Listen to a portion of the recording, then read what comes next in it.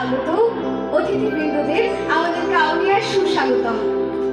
গত জুলাই আগস্টে ঘটে যাওয়া বৈষম্য বিরোধী ছাত্র আন্দোলনে আমাদের রংপুরের সাহসী সন্তান আবু সাইদের আত্মত্যাগের প্রতি শ্রদ্ধা জানিয়ে আবৃত্তি করছি একটি কবিতা লিখব।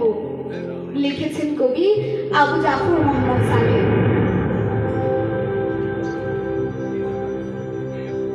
একটি কবিতা লিখব,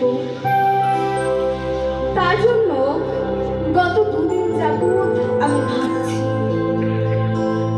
শুধু ভাবছি, কিন্তু কিছুতেই লিখতে পারছি না। বুকের ভেতর ভয়ানক তীব্র জ্বালা করছে, মনে হচ্ছে রক্তক্ষরণ হচ্ছে, কিন্তু কিছুতেই কোনো লেখা বেরোচ্ছে না।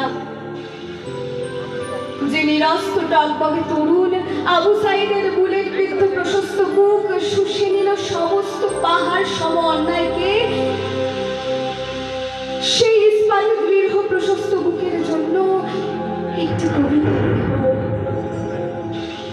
যে বীর আবু সাইদের উত্তোলিত দুহাত সমস্ত কাপুরুষিত বিভৎস নিপীড়নকে প্রতিরোধ করে ছুঁড়ে উড়িয়ে দিল বিস্তীর্ণ আকাশে, সেই দুটো উত্তোলিত সাহসী হাতের জন্য একটি কবিতা লিখব। কিন্তু কিছুতেই লিখতে পারছি না, কলম দিয়ে একটি শব্দ বেরোচ্ছে না। রাতের পর রাত জেগে আছি, কিন্তু কোনো কবিতায় কবিতা হচ্ছে না।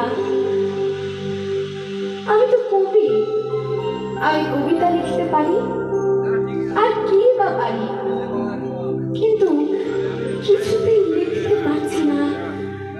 বিশ্বাস করো, আমার বুকের ভেতরে আগ্নেয়গিরির অগ্নুৎপাতের মতো রক্ত ক্ষরণ হচ্ছে, বুকের গহীনে মুহুর্মুহু বজ্রের ঝলকারের মতো হুঙ্কার দিয়ে উঠছে, কিন্তু পারছি না। অবশেষে ক্লান্ত হতে হতে একসময় আমার বোধোদয় হলো, আবু সাইদের বুলেটে ঝাঁঝরা বুক, তার অকুত ভয় উত্তোলিত নিরস্ত্র হাত যুগল এক একটি অমর কবিতা, যা রক্ত দিয়ে লেখা হয়ে গেছে, যাকে আর কখনো কলমের কালি দিয়ে লেখা যাবে না। যুগ থেকে যুগান্তরে, কাল থেকে কালান্তরে